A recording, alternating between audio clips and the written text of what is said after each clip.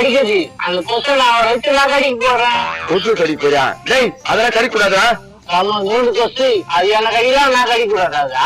ஐயோ இந்த மூளை இல்லாத பெரிய ஒரு வேதையாகுதே. இது எங்க கல்யாணம் பண்ணி என்ன பண்ண போறது தெரியல. என்ன கொசானா என்கிட்ட வந்து எந்த கொசு வந்தாலும் வந்துடா.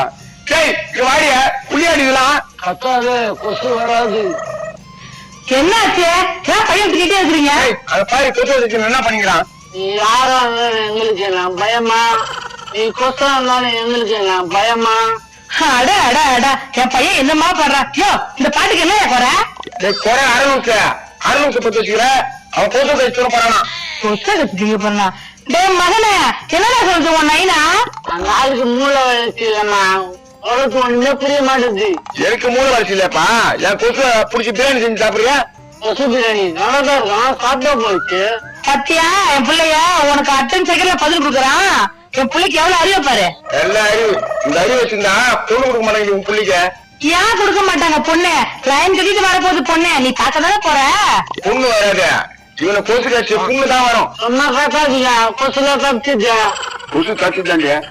மகனே கொசுலாம் பிடிக்காதப்பா. தூங்கிட்ட பேருக்கு கொசு பூச்சி பிரியாணி ஆக்கிட்டு போறீங்க தானே?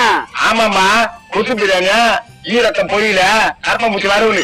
அது என்ன பிரச்சனை பிள்ளைகிட்ட? இதெல்லாம் பேசுவாங்க. ஏய் அவனை பேசுறான். ஈ பிரியாணி கொசு பிரியாணி. ரொம்ப டிஸ்டர்ப் பண்றீங்க. கொசான எப்படி பிரிக்கிட்டு